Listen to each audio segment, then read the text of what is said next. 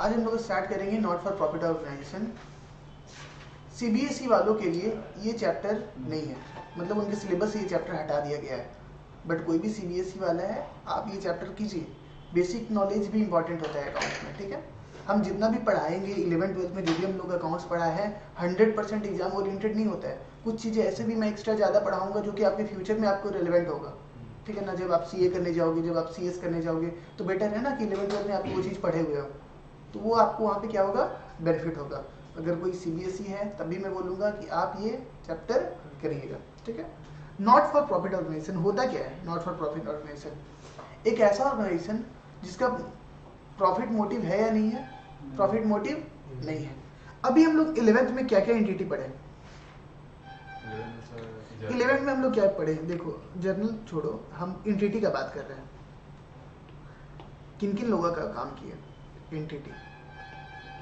Entity मतलब business type, business किस form में काम कर रहा है, फॉर्म ऑफ बिजनेस, उसको क्या बोलते हैं हम लोग? एंटिटी। तो हम लोग काम क्या करते थे? तो प्रोप्राइटर का काम किया करते थे, याद है? किसका काम किया करते थे? प्रोप्राइटर का। प्रोप्राइटर, हाँ, कोई लोग इसको सोल प्रोप्राइटर बोल रहे हैं, सही बात है, सोल प्रोप्राइटर। 11th में जितना भी हम लोग अकाउंटिंग किए वो किसका किए? Sole proprietor. एक बिजनेसमैन होता था, वही उस बिजनेस का मालिक होता था, और उसका हम लोग क्या किया करते थे? अकाउंटिंग। ये हमारा 11th तक था। 11th तक का जर्नी में हमारा सोल प्रोप्राइटर हुआ करता था, उसी का हम लोग अकाउंटिंग किया करते थे। 12th जैसे ही आप आएंगे पता चलेगा कि आपको सोल प्रोप्राइटर का अकाउंटिंग करना ही नहीं है, ठीक है। अब अदर देन सोल प्रोप्राइटर लोग का करना है। तो अदर में क्यों कौन कौन आ जाएंगे? अदर में कौन है? ये 12th में हम लोग को किसका पढ़ना है? अदर पढ़ना है। अभी 12th में हम लोग किन किन लोगों का करेंगे? हम लोग सबसे पहले पढ़ेंगे पार्टनरशिप। पार्टनरशिप। दूसरा क्या पढ़ेंगे? कंपनी। और तीसरा पढ़ेंगे ट्रस्ट और एनपीओ। ये जो 12th का हमारा सिलेबस है ना, ये यही partnership, company and trust and NPO, यही 3 चैप्टर है इंपॉर्टेंट। यही 3 चैप्टर आप कंप्लीट कर लेंगे, आपका 100 मार्क्स कवर हो जाएगा। बस यही 3 चैप्टर सर, हाँ बस यही 3 चैप्टर, जिसमें आपका एनपीओ का वेटेज होगा 8 to 10 मार्क्स। एनपीओ का वेटेज क्या होगा? 8 to 10 मार्क्स। अभी सिर्फ एनपीओ पढ़ा रहे हैं, इसलिए एनपीओ का लिखा रहे हैं। जब हम लोग पार्टनरशिप का चैप्टर स्टार्ट करेंगे तो आपको उस समय एक पूरा सिलेबस का आपको ओवरव्यू देंगे कि सिलेबस में कौन कौन सा चैप्टर है, कौन कौन सा चैप्टर कितना इंपॉर्टेंस वेटेज रखता है, ठीक है। क्योंकि पता होना चाहिए ना कौन सा चैप्टर पढ़ रहे हैं तो कितना मार्क्स का उससे एग्जाम में पूछा जा सकता है, ठीक है। तो सबसे पहले आज हम लोग जानने का कोशिश करेंगे कि एनपीओ होता क्या है, ठीक है। चलो, एनपीओ सपोज हमने एक फाउंडेशन बनाया। एनपीओ बोलने का मतलब है वैसी ऑर्गेनाइजेशन जिसका पर्पस क्या होता है? प्रॉफिट कमाना होता है कि नहीं होता है? कमाना, प्रॉफिट कमाना नहीं होता है। तो किस लिए काम करता है? वेलफेयर पर्पस के लिए काम करता है, ठीक है। सपोज मेरा एक बिजनेस ट्रस्ट है। ट्रस्ट का नाम है रोहित फाउंडेशन, ठीक है। रोहित फाउंडेशन में मतलब एनपीओ का नाम है। हमारा जो एनपीओ है वो किस फॉर्म में हो सकता है? फॉर्म्स कौन कौन से फॉर्म में हो सकता है? किस किस तरीके से एनपीओ बनाया जा सकता है? पहला है ट्रस्ट। ट्रस्ट बना सकते हैं हम लोग, एक चैरिटेबल ट्रस्ट बना दिए, और उस चैरिटेबल ट्रस्ट में हम काम कर रहे हैं किस चीज का? एनपीओ का, वेलफेयर का काम कर रहे हैं। और दूसरा हम लोग बना सकते हैं सोसाइटी, ठीक है। पहला किस तरीके से किस फॉर्म में हम लोग काम कर सकते हैं? ट्रस्ट में। दूसरा कौन से फॉर्म में हम लोग काम कर सकते हैं? सोसाइटी के फॉर्म में हम लोग काम कर सकते हैं, ठीक है। अब ये जो हम फाउंडेशन बनाएंगे इसका पर्पस क्या रहेगा? वेलफेयर करना। क्या इसका काम रहेगा कि हम बहुत सारा पैसा ठगे लोगों से और बहुत सारा पैसा कमाइए, मेरा वेलफेयर, ये मेरा काम होगा? क्या नहीं, मेरा काम ही क्या होगा? ये ट्रस्ट का काम क्या होगा? वेलफेयर एक्टिविटी करना। अब वेलफेयर एक्टिविटी मतलब क्या हुआ सर? मतलब किसी को हम रिलीफ ऑफ पुअर, पुअर को रिलीफ दिए, रिलीफ ऑफ पुअर मतलब किसी पुअर को हेल्प किए, गरीब को भोजन बांट दिए, ठीक है, गरीब को कंबल बांट दिए, गरीब को किसी तरीके का मदद कर दिए, इसे क्या बोलते हैं हम लोग? Relief of poor. और कैसा वेलफेयर एक्टिविटी हम लोग कर सकते हैं?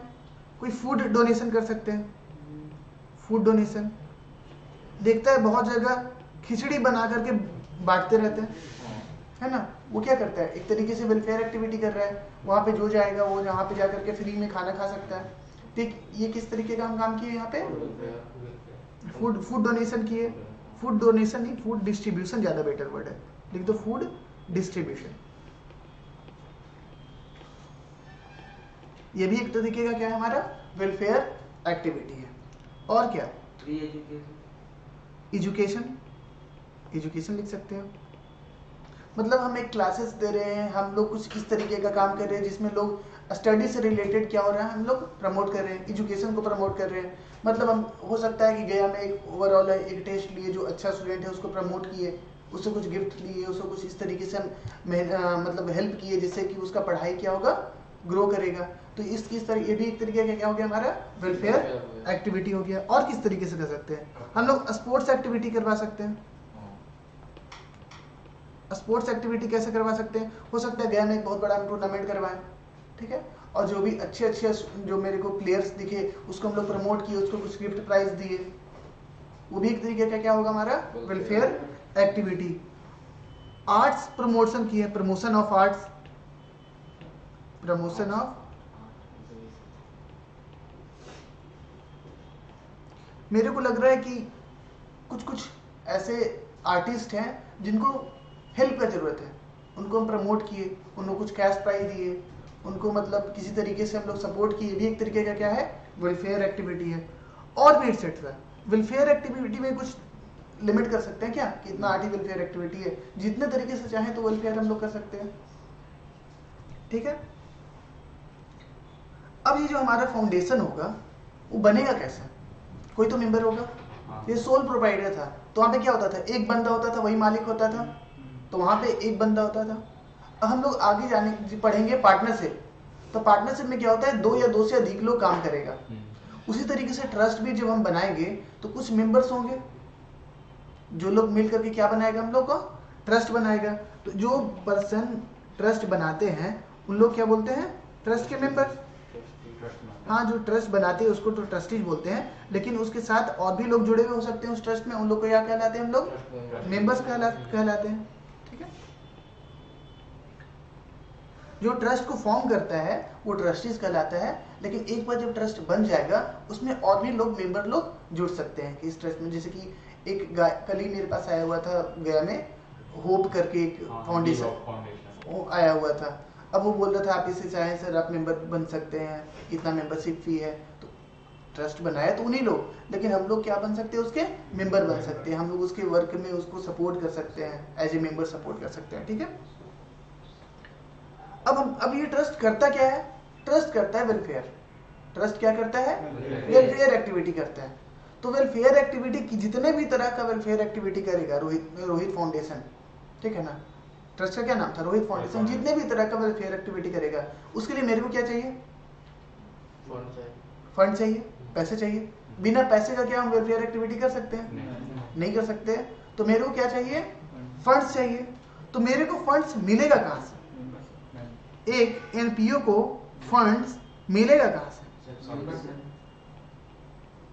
ये मेरा एनपीओ था, ठीक है।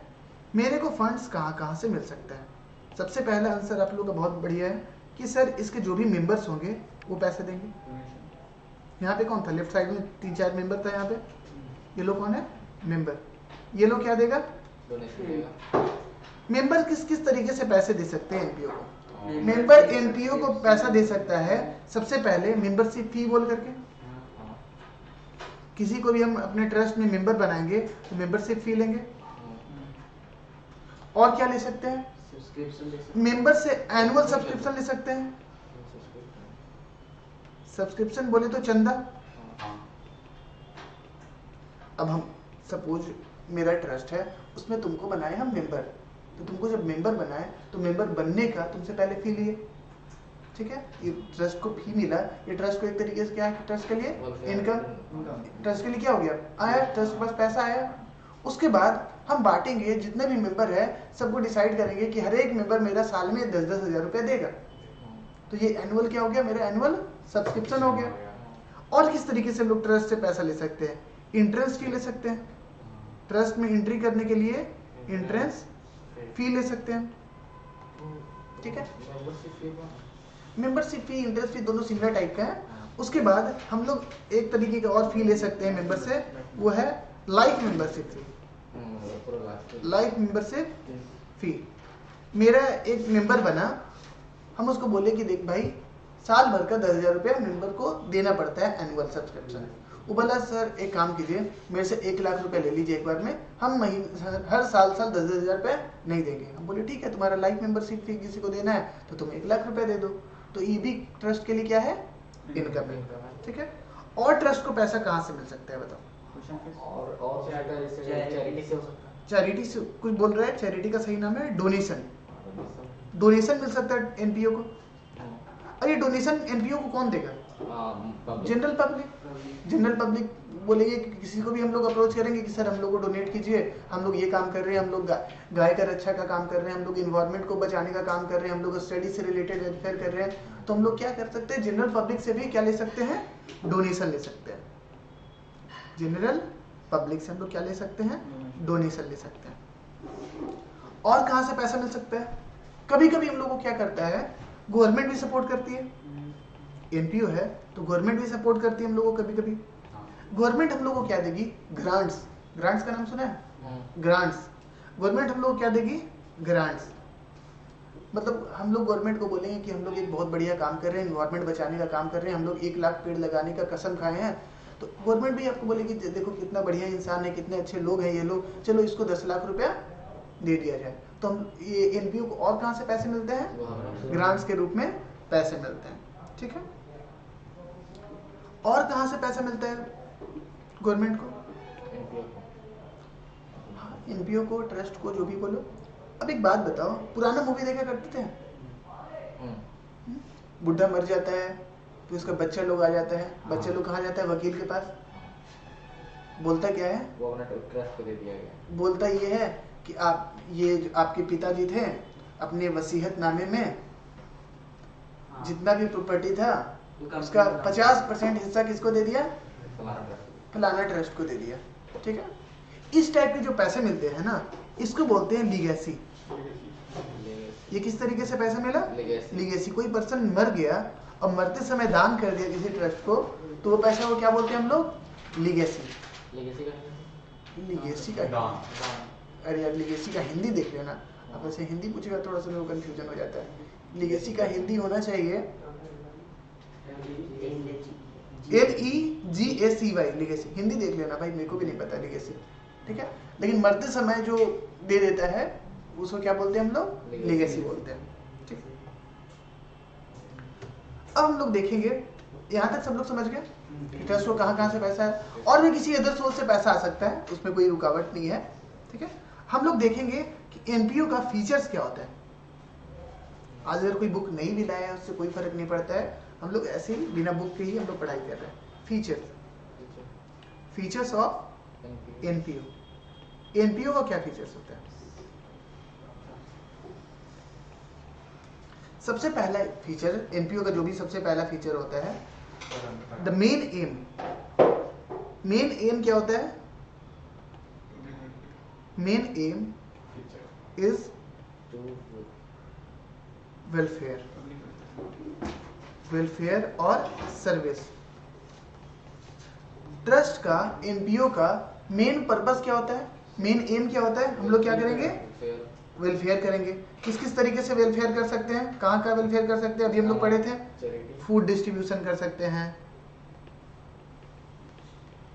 चैरिटी में बांट सकते हैं, पैसा दे सकते हैं, किसी को गरीब को दे सकते हैं, स्पोर्ट्स को हम लोग प्रमोट कर सकते हैं, आर्ट्स को प्रमोट कर सकते हैं, ठीक है।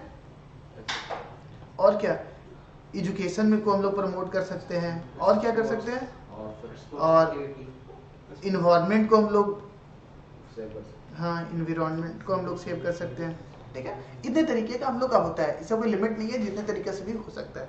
और क्या होता है, इसका फीचर क्या है, एनपीओ का फीचर क्या है, कौन से फॉर्म में होता है, ये हम लोग बता दिए। ट्रस्ट का फॉर्म कौन सा होता है, एनपीओ का फॉर्म कौन सा होता है? 2 फॉर्म होता है, पहला ट्रस्ट, दूसरा सोसाइटी, ठीक है। बुक में देख लेना, बढ़िया तरीके से लिखा हुआ होगा। हम एक थर्ड, इसका भी सेपरेट लीगल एंटिटी होता है। सर क्या होता है सेपरेट लीगल एंटिटी? ये नाम कभी सुना है पहले? इसका मतलब क्या हुआ? क्या क्या सुना है बताओ? सेपरेट लीगल एंटिटी का मतलब होता है ट्रस्ट के जो मेंबर हैं उनका पहचान ट्रस्ट से अलग है। मतलब एनपीओ और एनपीओ का मेंबर दोनों अलग अलग लोग हैं, ठीक है ना। कोई एनपीओ है, उसके मेंबर को गवर्नमेंट अलग नज़र से देखती है और उसके मेंबर को अलग नज़र से देखती है, और अकाउंटिंग करने के लिए एनपीओ अलग है और उसके मेंबर्स अलग है, ठीक है। इसका मतलब एनपीओ का सेपरेट लीगल एंटिटी है। एनपीओ का जो पहचान है वो किससे अलग है? उसके मेंबर से अलग है। एनपीओ एक खुद में ही एक ब्रांड है, ठीक है। जैसे कि रिलायंस और अंबानी हो गया। अब इसका मतलब ये थोड़ी है कि अंबानी रिलायंस दोनों एक हो गया। रिलायंस अलग है, अंबानी अलग है। उसी तरीके से ट्रस्ट अलग है और उसके मेंबर अलग है, ठीक है। Managed by elected member, managed by elected member. Suppose एक ट्रस्ट है हमारा, या एक एनपीओ, एनपीओ बोलना ज्यादा उचित रहेगा। एक एनपीओ है, उसमें 100 मेंबर है। अब एक एनपीओ को चलाना है, तो एनपीओ का जो मेजर डिसीजन होगा वो कौन लेगा? 100 के 100 लोग आएगा, कोई किसी जगह पे खड़ा होगा, चिलम चिली करने लगेगा, उस तरीके से डिसाइड होगा, या उनमें से कोई 2 से 3 लोग चुने जाएंगे जो कि मोस्ट ऑफ द एनपीओ के जो डिसीजन है जो लिए जाएंगे। तो डिसीजन कैसे लिया जाता है? कोई भी बड़े ऑर्गेनाइजेशन में डिसीजन इस तरीके से लिया जाता है, जितने भी मेंबर होते हैं आपस में मिलकर 1-2 लोग को चुन लेते हैं, और वो लोग क्या होता है, वो लोग डिसीजन लेता है किसी भी एनपीओ के बारे में, ठीक है। तो ये जो मेंबर चुने जाते हैं वो कौन चुनेगा? मेंबर्स ही चुनेगा। आपस में से ही किसी को एक इलेक्ट कर लेगा, 1 इलेक्ट कर लेगा, 2 इलेक्ट कर लेगा, 3 इलेक्ट कर लेगा, ठीक है। तो ये जो ट्रस्ट है या हमारा एनपीओ है वो मैनेज कैसे होता है? इलेक्टेड मेंबर उसको क्या करते हैं? मैनेज करते हैं, ठीक है। और इसका फीचर बताइए sir. Major source of income इसमें लिख सकते हैं। Major source of income are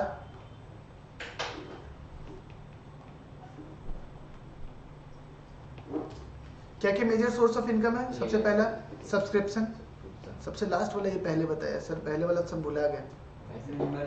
subscription, grants, donations, और क्या? एंट्रेंस फी, ठीक है। एंट्रेंस फी, लीगेसी, बोलना कुछ छूटेगा तो लाइफ टाइम मेंबरशिप,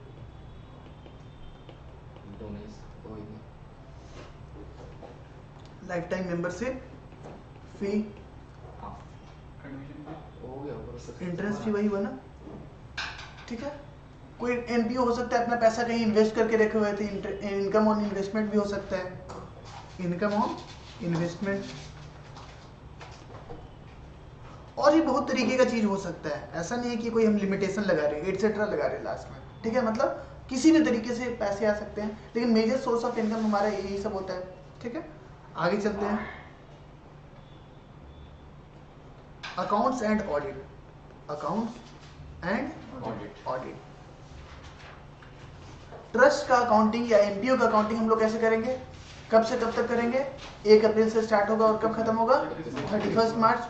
और ट्रस्ट के अकाउंट, बुक्स ऑफ अकाउंट्स को क्या होता है? ऑडिट किया जाता है, और वो ऑडिट कौन करता है? एक चार्टर्ड अकाउंटेंट ऑडिट करता है। और वो चार्टर्ड अकाउंटेंट को चुनेगा कौन कि किसको कौन ऑडिट करना है? तो मेंबर, जो इलेक्टेड मेंबर होते हैं वही लोग चुनते हैं कि हमारा ऑडिट कौन करेंगे, ठीक है। फॉर्म्स ऑफ अकाउंट, कौन कौन सा अकाउंट बनाएंगे इस चैप्टर में हम लोग? फॉर्म्स ऑफ अकाउंट, हम लोग कौन कौन सा अकाउंट बनाएंगे, ठीक है। तो पहला लिखो receipt and payment account, receipt and payment account, ठीक है। इसको लिखो सिमिलर टू कैश बुक,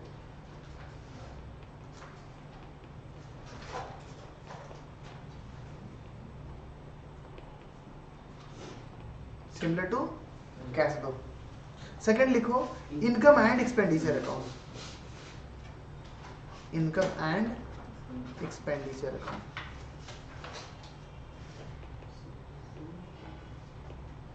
इसको लिखो similar to profit and loss account. Last लिखो बैलेंस शीट। ये तो ऑलरेडी सिमिलर है ही, ठीक है। अब एक बात बताओ, हम लोग अभी कौन सा बिजनेस देख रहे थे, पढ़े थे 11th में, सोल प्रोप्राइटर से बिजनेस पढ़ते थे। उसमें जो प्रॉफिट होता था उस पर किसका हक होता था? ओनर का हक होता था। ओनर उस पैसे को ले जा सकता था, जो करना चाहे वो कर सकता था। लेकिन क्या एनपीओ में भी ऐसा ही होता है? नहीं। एनपीओ मेरे को 10 जगह से फंड्स आया और सपोज 1 करोड़ मेरे को फंड्स मिला, टोटल डोनेशन वगैरह मेरे को 1 करोड़ मिला साल भर में, और खर्च हुआ मात्र 50 लाख रुपए। तो बाकी का मेंबर लोग आपस में मिला, ये डिसाइड कर सकता है कि भाई चल 50 लाख बच गया, घर लेके चलते हैं हम लोग, ऐसा कर सकते हैं क्या? सोल प्रोप्राइटरशिप में होता था, लेकिन एनपीओ में ऐसा नहीं होता है, क्योंकि एनपीओ बनाने का मकसद क्या था? हमारा वेलफेयर था। और यहाँ पे उस समय सोल प्रोप्राइटर में जो बिजनेस होता था, वहाँ पे पर्पस क्या हुआ करता था? प्रॉफिट। बिजनेस खोला ही इसीलिए गया था क्योंकि प्रॉफिट कमाए, ठीक है। तो लास्ट पॉइंट लिखो, surplus not to be distributed. Surplus मतलब जो पैसा बच गया। सरप्लस का मतलब होता है इनकम माइनस एक्सपेंडिचर। जो प्रॉफिट हुआ करता था बिजनेस में जिसको हम लोग प्रॉफिट बोला करते थे, उसी को यहाँ नाम क्या बोला गया है? सरप्लस। क्या ट्रस्ट में हम लोग अगर प्रॉफिट बोलेंगे तो कितना खराब लगेगा, है ना? बोलेगा अरे यार ये तो प्रॉफिट कमा रहा है ये ट्रस्ट। तो उसी चीज को यहाँ पे क्या बोला जाता है? Surplus. Surplus not to be distributed among its member।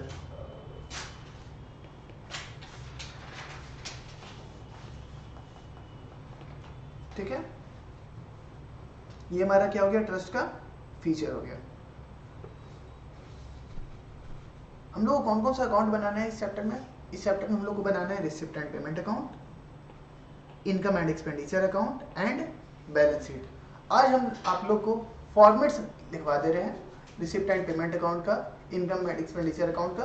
कल हम लोग डिटेल में बात करेंगे कि रिसिप्ट एंड पेमेंट अकाउंट बनाए कैसे, इनकम एंड एक्सपेंडिचर अकाउंट बनाए कैसे। तो चलो लिखो फॉर्मेट्स। यहाँ तक हो गया सबका? लिखो फॉर्मेट्स।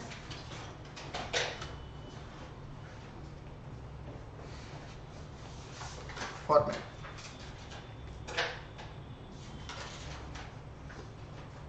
सबसे पहले किसका फॉर्मेट लिखना है? रिसिप्ट एंड पेमेंट का लिख पाते हैं format? Receipt and payment account.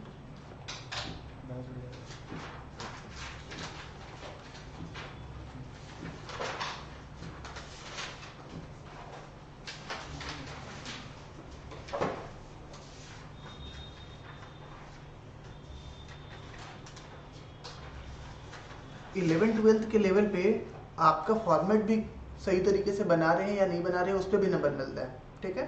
तो कोशिश करेंगे जितने भी हम लोग चैप्टर पढ़ेंगे, जर्नल हुआ, लेजर हुआ या जो भी हुआ, आप लोग फॉर्मेट तरीके से बनाएं। कैश बुक हो गया, सबका फॉर्मेट सही तरीके से बनना चाहिए।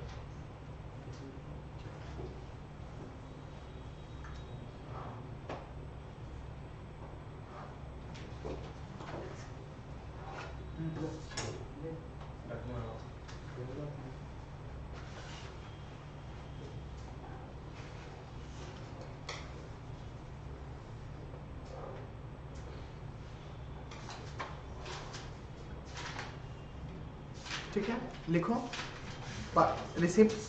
लेफ्ट साइड में लिखेंगे रिसिप्ट्स, यहाँ अमाउंट हो जाएगा। फिर यहाँ पे आ गया पेमेंट्स, और यहाँ पे क्या आ जाएगा? अमाउंट। ठीक है,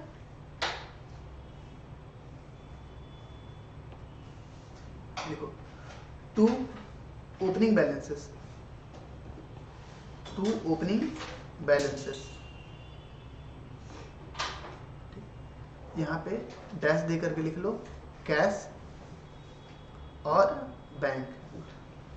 कैश बैलेंस भी हो सकता है, बैंक बैलेंस भी हो सकता है। जिसे कैश बुक में हम लोग कैश और बैंक एक साथ लिखते थे ना, तो वहाँ पे कैश और बैंक को अलग अलग लिखते थे, लेकिन यहाँ पे दोनों को एक में ही लिख लेते हैं। कैश हो या बैंक हो, सारा का सारा कहाँ लिखेंगे हम लोग? रिसिप्ट एंड पेमेंट अकाउंट में। फिर लिखो to all receipts, to all receipts irrespective of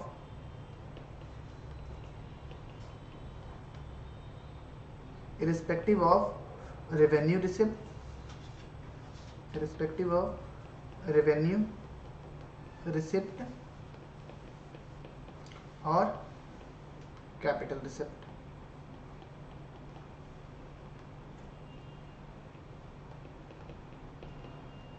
And whether it is for current year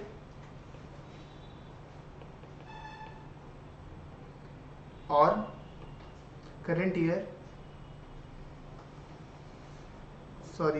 comma दो, past years और next financial year,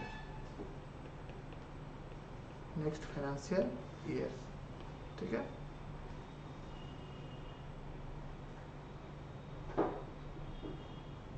ठीक है, लिखो लेफ्ट राइट साइड में लिखो बाई ओपनिंग बैलेंस। सर दोनों साइड? हाँ दोनों साइड हो सकता है, लेकिन यहाँ पे लिखना सिर्फ बैंक, ठीक है। यहाँ पे क्रॉस कर दो।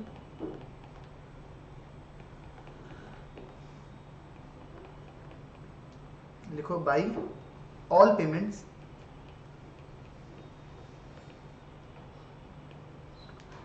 सेम तरीके से लिखना है, इरिस्पेक्टिव ऑफ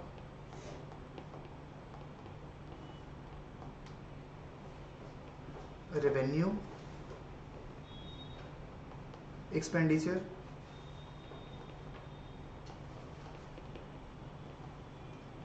और capital expenditure.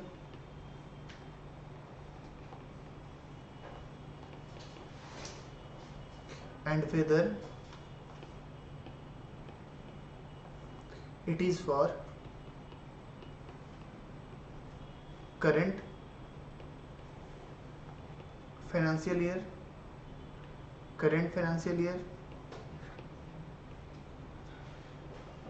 past financial year और next financial year, ठीक है। एफ वाई का मतलब होता है फाइनेंशियल ईयर, ठीक है। राइट साइड में लिखो नीचे बाई क्लोजिंग बैलेंस,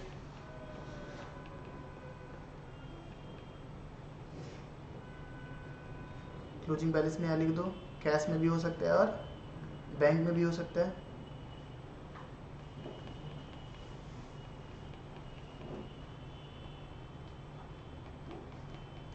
और उसी तरीके से अगर बैंक का निगेटिव बैलेंस होगा तो यहाँ लिख दो टू क्लोजिंग बैलेंस, ठीक है। किसका? बैंक का।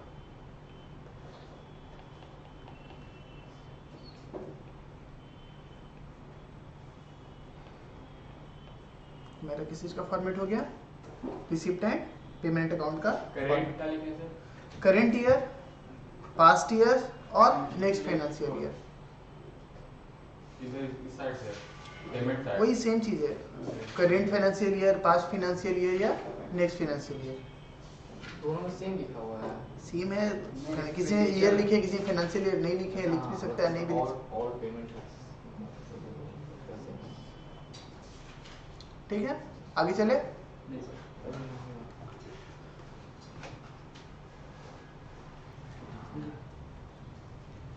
चलो इनकम एंड एक्सपेंडिचर अकाउंट का फॉर्मेट बनाते हैं। सेम ही है सर, सेम ही रहेगा फॉर्मेट। इनकम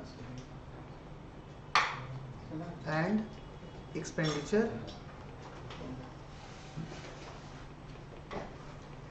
अकाउंट, ठीक है। इनकम एंड एक्सपेंडिचर अकाउंट उसी तरीके से बनाओ, लेजर फॉर्मेट बनाना है।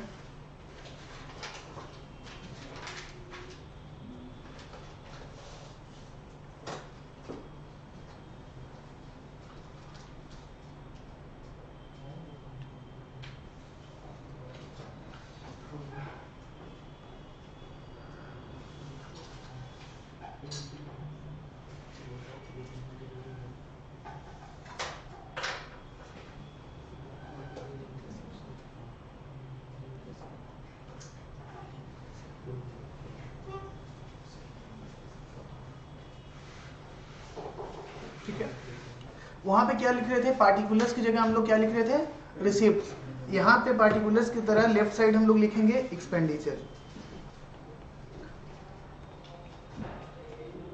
और फिर क्या लिखेंगे यहाँ पे, अमाउंट। और वहां पे क्या लिखे थे, पार्टिकुलर्स की जगह वहां पे लिखे थे पेमेंट्स, यहाँ पे क्या लिखेंगे, इनकम। और फिर यहाँ पे क्या हो जाएगा, अमाउंट। ठीक है, लिखो। राइट हैंड साइड से स्टार्ट करते हैं, by all revenue receipts, by all revenue receipts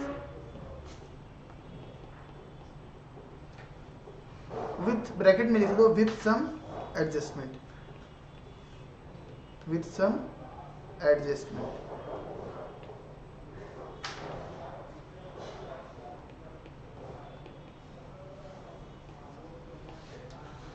ठीक है,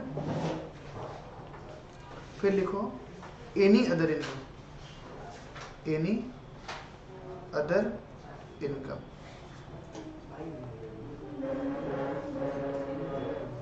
ठीक है, इनकम साइड क्या होगा, ऑल रेवेन्यू रिसिप्ट हमारा इनकम हो जाएगा, और कोई अदर इनकम हुआ तो वो अदर इनकम हो जाएगा। एक्सपेंडिचर में लिखो to all revenue expenditure, revenue expenditure.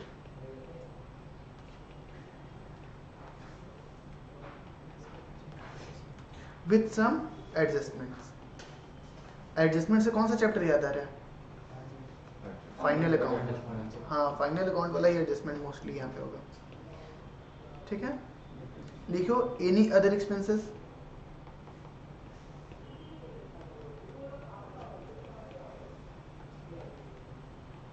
ठीक है। अगर इनकम ज्यादा होगा एक्सपेंस कम होगा तो क्या होगा बिजनेस को, प्रॉफिट। ठीक है, इनकम ज्यादा एक्सपेंस कम है तो क्या होगा हमारा, प्रॉफिट। यहाँ पे प्रॉफिट को नाम मिला है सरप्लस। सर तो क्या लिखें, टू बाय अदर एक्सपेंस। हाँ, टू एनी अदर एक्सपेंसेस। ठीक है, यहाँ पे प्रॉफिट को क्या नाम दिया गया है, सरप्लस। ठीक है, इसको बुक में कहीं कहीं लिखा जाता है excess of income over expenditure.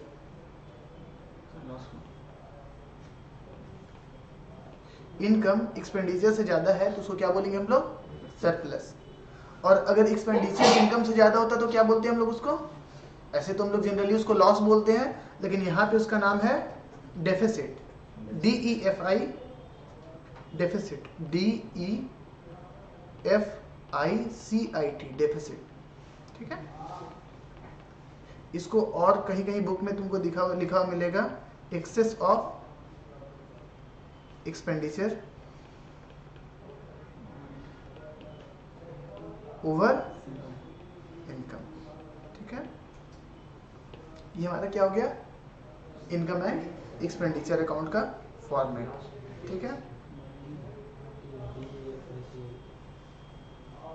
कल के क्लास में आने से पहले, कल हम लोग का मोस्टली क्लास में डिस्कस यही होगा, रिसिप्ट एंड पेमेंट अकाउंट कैसे बनता है, इनकम एंड एक्सपेंडिचर अकाउंट कैसे बनता है। तो कल के क्लास में आने से पहले आप 11th का एक चैप्टर करके आएंगे जिसमें हम लोग capital and revenue expenditure, capital and revenue receipts के बारे में डिफरेंशिएट करवाए थे ना एक चैप्टर। इसमें कैपिटल एक्सपेंडिचर और रेवेन्यू एक्सपेंडिचर, कैपिटल रिसिप्ट और रेवेन्यू रिसिप्ट का डिफरेंस हम लोग बताए थे। ठीक है, अगर नहीं याद होगा तो आप YouTube पे उसका क्लासेस अपलोडेड होगा मोस्ट प्रोबेबली, वो देख करके आए, देख लेना बुक में।